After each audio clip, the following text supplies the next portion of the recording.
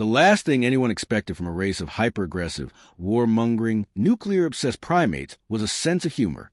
This is your final warning. Turn back, or we will be forced to deploy extreme measures, blared the broadcast from the Zarakian warship across all frequencies. The voice was synthetic, carefully modulated to sound as intimidating as possible. It might have worked on a lesser species. On the bridge of the UNS Iron Resolve, Captain Donovan leaned back in his chair, a grin forming as he chewed on an unlit cigar. They always say that we haven't already made up our minds. Lieutenant Oampo, stationed at the communications panel, stifled a chuckle. Permission to respond, sir? Granted. Make it something diplomatic. Oampo nodded, flipping the channel open. This is the United Nations Starship Iron Resolve. We acknowledge your message. However, kindly be advised that our navigational systems seem to be malfunctioning. We are currently experiencing an irreversible course toward your warship, and emergency protocols dictate that we continue forward at maximum speed. We sincerely apologize for any inconvenience. Silence. Then, the enemy warship fired a warning shot. Rude. Donovan muttered, "All right, bring up their profile again. What do we know about these lizard bastards?" Commander Briggs, a man whose entire demeanor suggested he had never once found anything amusing in his life, tapped on his console. Zarakians. Militaristic, territorial, highly sensitive to perceived disrespect. No known history of retreating from battle. Their empire spans 22 systems, each heavily fortified. This warship, designation Vengeance, serves as a border patrol vessel. Standard armament includes plasma arrays, graviton torpedoes, and they're about to find out what happens when you pick a fight with the wrong species. Donovan interrupted. Helm, how's our positioning? Optimal, sir.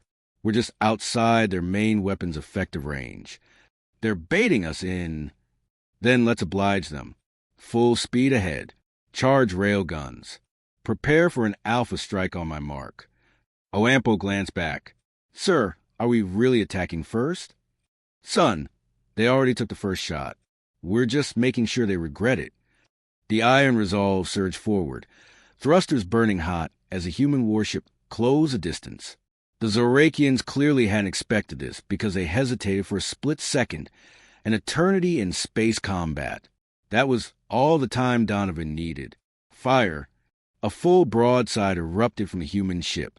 Slugs accelerated to a fraction of light speed, smashing into the enemy hull. Shields flared and flickered. Secondary impacts followed as missile salvos streaked toward their target. Direct hits, Briggs confirmed. Damage to their primary weapons array. They're trying to compensate. Of course they are. These scaly bastards think they're the biggest fish in the ocean. Donovan leaned forward, exhaling slowly. Show them a harpoon. Target their engines. The Iron Resolve S4 railguns fired again, a synchronized volley that punched through weakened shields and tore through armor plating.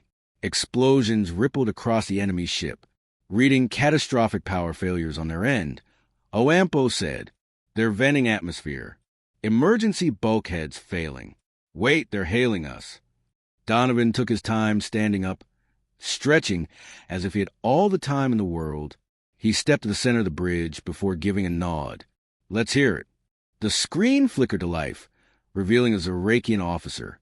Blood smeared the ridges of his scaled face. Behind him, flickering lights and damaged consoles painted a scene of chaos. Yet, despite the destruction, his expression remained defiant. "Humans," he spat. "You dare challenge us?" Donovan removed the cigar from his mouth, twirling it between his fingers. "I think you'll find we don't do challenges. We do results. And right now, your ship is bleeding into the void. So I'll make this simple. Stand down." The Zarakian's slit-pupiled eyes narrowed. "You have violated our space. Attack without provocation." "Without provocation?" Donovan scoffed. "You shot first. A warning shot. And we warned you back. I don't see what the problem is." For a long moment, the Zarakian said nothing. The bridge crew of the Iron Resolve held their breath, waiting for the alien to make his decision. Finally, with slow, reluctant movements, the Zarakian raised his clawed hand and severed the connection.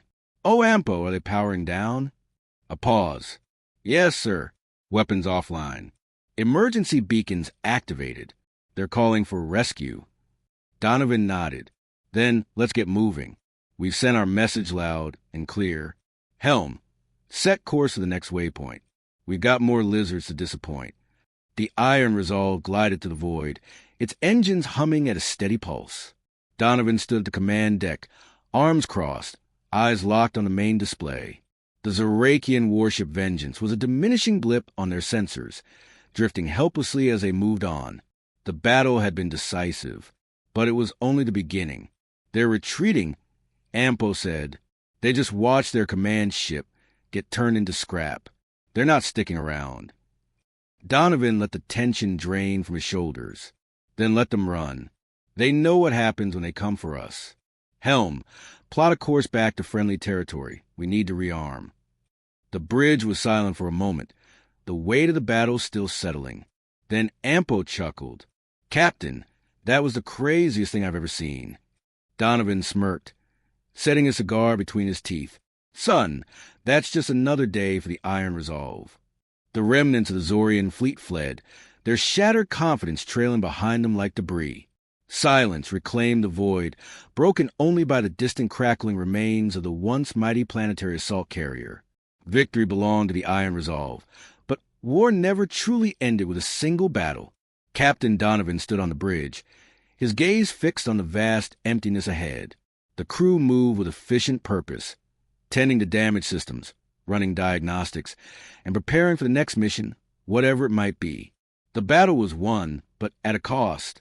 Shields were depleted, ammunition reserves stretched thin, and the ship itself bore the scars of war. Briggs approached, data tablet in hand. Damage reports are in. We've lost 3 railgun batteries, and our torpedo stock is running low. Reactor efficiency is down by 12%. It'll take at least a week of repairs to get us back to full strength. Donovan sighed, rubbing his temple. We don't have a week. The Zorians don't take humiliation lightly. They'll regroup. We need to be ready. Briggs nodded. I already sent a priority message to Fleet Command. We need reinforcements and resupply. Until then, we should lay low. Laying low isn't an option, Donovan said, turning to the star map hovering above the main display. We struck a blow today, but we need to make sure they don't come back stronger. Ampo glanced up from the communications console. Sir, incoming transmission. Secure a channel from Fleet Command. Patch it through, Donovan ordered. The holographic display flickered, revealing Admiral Pierce, a man known for his no-nonsense demeanor. His sharp blue eyes swept across the bridge before settling on Donovan. Captain, your engagement with the Zorian fleet has sent ripples through their empire. Intelligence reports indicate a high-level war council convening at their nearest stronghold. They aren't just licking their wounds. They're planning retaliation. I figured as much, Donovan replied. Orders. You're to intercept before they mobilize. Pierce said, without hesitation. We're sending a supply convoy to rendezvous with you at Sector Theta 7.